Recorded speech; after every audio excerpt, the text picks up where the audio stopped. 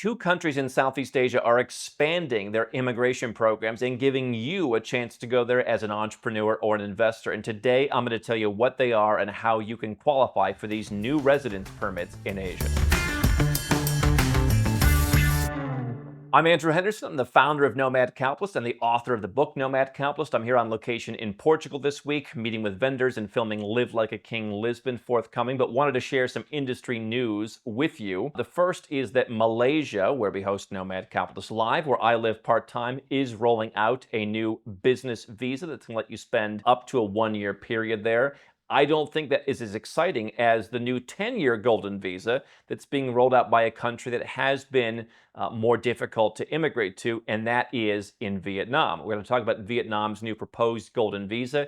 Asia, and particularly Southeast Asia, is a part of the world that is generally tax-friendly and has generally been immigration-friendly to wealthy people. So I'll tell you what I've told you for years. Latin America, for example, generally is, do you have an income? Come on in, we're a nation of immigrants. Asia is, you're never going to entirely be one of us, but we're going to give you low taxes and a really high quality of living that maybe people don't even realize exists, but it does. And we generally want you to deposit some of your wealth there. Let's talk about, from the industry trade publication, Vietnam's Tourism Advisory Board has proposed a golden visa program valid for 5 to 10 years as the country aims to compete with neighboring destinations. We'll talk about Cambodia, we'll talk about Thailand, we'll talk about Malaysia, we'll talk about Indonesia, we'll talk about the Philippines. Singapore has become quite expensive for many folks and priced many folks out, but I mean, that's very much of the ASEAN region, Southeast Asia. Vietnam was the one place where you'd see people living in Ho Chi Minh City as digital nomads, and they'd be kind of maneuvering through different tourist or visas or other extensions. Now there could be a way for someone who wants to make a passive investment to consider Vietnam. The government board has submitted its proposal to the Prime Minister, warning that Vietnam's tourism sector risks falling behind that of Thailand and Malaysia, despite approaching pre-pandemic recovery levels. Both neighboring countries now often offer long-term visa options for foreign nationals.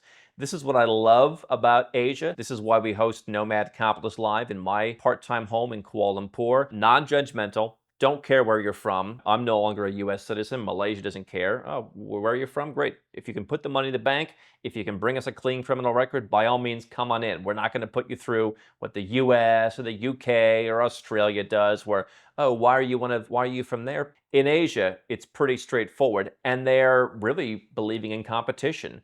This country has a residence permit.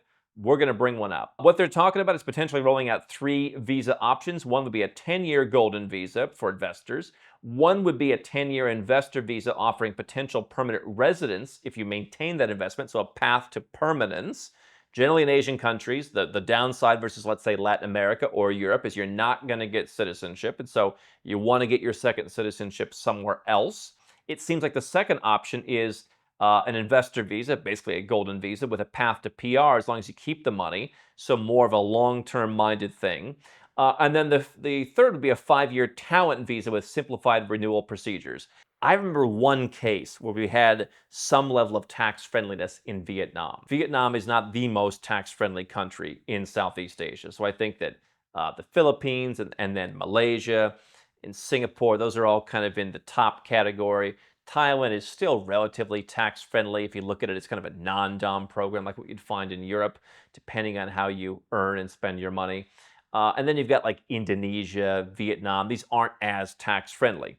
And so I'm not sure that I'd be working on this talent visa, unless you just really want to live in Vietnam and you want to go and bring your talents and work in Vietnam.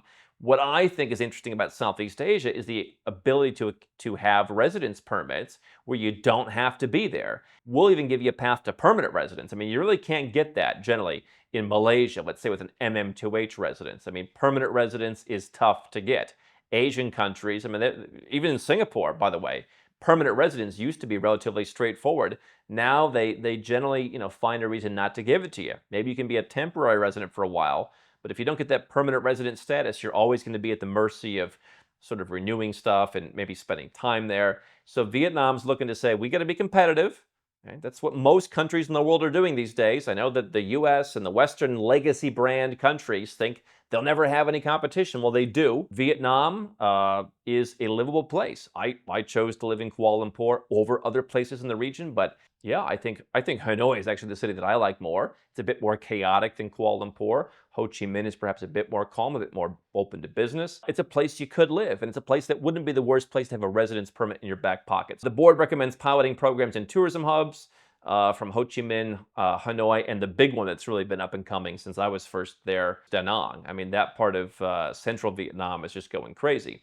This golden visa would differ from Vietnam's current investor visa framework.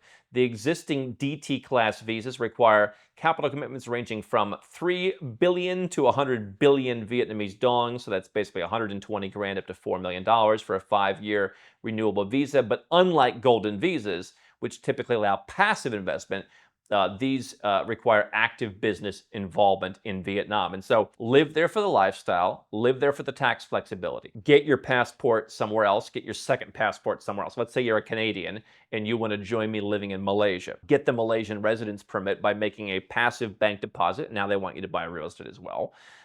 Do that, and then run your business somewhere else.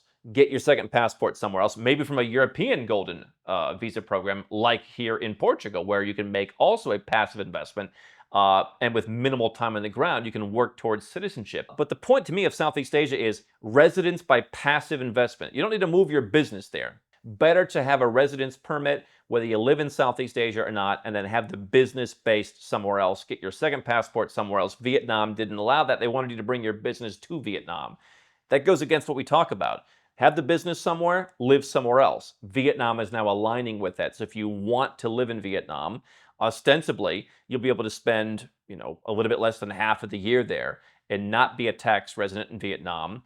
Let's see if there's going to be any tax incentives under this golden visa. This could be a very attractive option. The proposal aligns with Vietnam's goal to attract more people into the country, either as residents or tourists. The government has extended visa exemptions for citizens of a number of new countries until 2028. Bottom line is, Vietnam is the newest country that wants people to come in. Where else can you go in Southeast Asia? Well, right next door, Cambodia is the one Southeast Asian country that has a citizenship program. It's citizenship by investment. We've actually seen more interest in this because by being a Cambodian citizen, you can own land and you can do certain business deals there. You're looking at about a $250,000 donation plus all the fees to do that. We've had a couple people say, yeah, can you please help me do that? And I have more confidence now in that program than I did when I first went to Cambodia years ago. We can help you with that. Thailand, you deposit $290,000 in the bank or in bonds. Malaysia, it's low six figures, called $150,000 plus a real estate commitment. The parts of Malaysia that are on Borneo have lower requirements.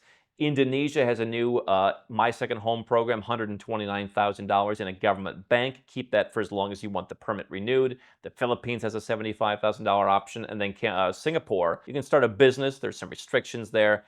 That could get you a residence permit as well as multi-seven-figure and even higher passive investment numbers. So, I mean, I told you back in 2013 that the easy path to starting any business and getting into Singapore was coming to an end. Getting citizenship in Singapore, they don't allow dual, but it's a great passport, Tier A passport. We told you that that was getting harder close to a decade ago, and getting permanent residence has gotten harder unless you're making those big investments. So Singapore's a tough place. I mean, we've had clients who've had, a couple $100 million, and they've said, it's not worth it. I'll go to Singapore as a tourist. I'll keep my wealth there. I continue to believe Kuala Lumpur is, for the size of city that it is, one of the calmest places at that size in Asia. If you want something a little bit less calm, if you want to be in a place that's perhaps a little bit more, fast-growing economy because it's starting from a lower base, Vietnam could be an option. And here's what you can also do. I mean, I've told you that I'm looking at getting other residence permits in Southeast Asia. You can sort of collect these if you want to. You can go to Indonesia, put $129,000 in the bank and really barely go back there. You can go to Thailand, put $290,000 into investments and basically go back one day a year. Most of these countries, the same thing. So, if you want the option to be able to go to Vietnam, this could be, when it comes out, something to take a look at. I mean, Hong Kong has brought back its investment migration scheme after about a decade of being gone. They tripled the price. So whatever Vietnam comes out with, if you think that could be a place you want to live or invest or have greater access to in the future, it might be something to jump on and keep in your back pocket if you're not ready to move there yet.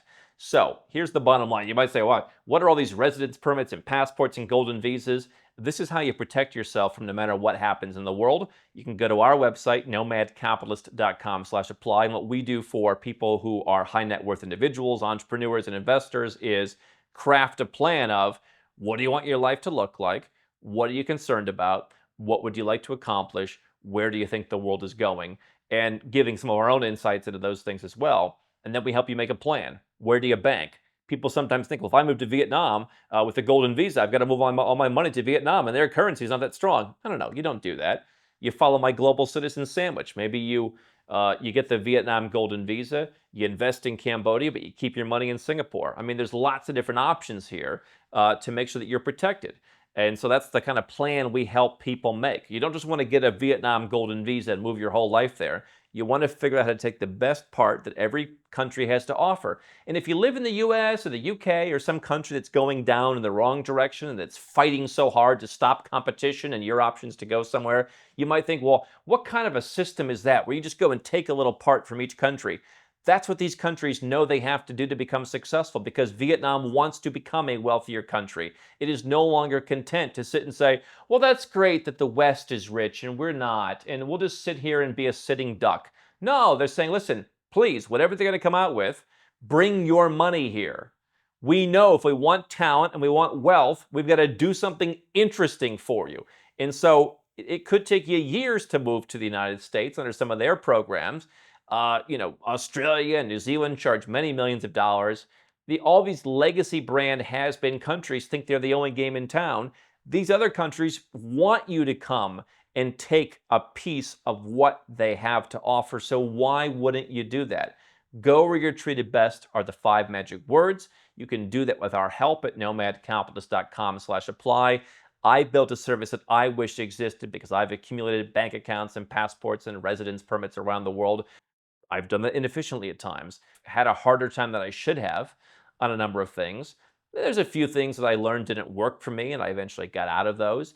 That's what we aim to help you solve as our client. And so you pay us a fee to help you go through the whole thing at once, all under one roof, with a network of hundreds of experts around the world available to help you execute that plan. Go to nomadcapitalist.com/apply. And if you want to see more of Southeast Asia's potential, come to our 4-day annual event, nomadcapitalist.com/live to join us for that. And if you want to learn more about Southeast Asia's potential, come to our event, Nomad Capitalist Live. It's in Malaysia every year. Go to nomadcapitalist.com/live. It's a perfect jumping off point for other places in the region, and you'll see why I've been so bullish on this part of the world for so long. This is the ultra luxury side of Bangkok.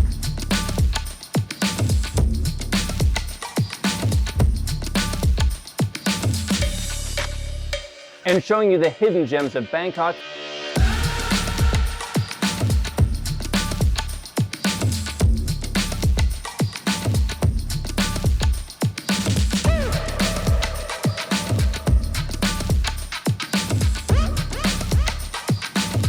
So that you can live like a king.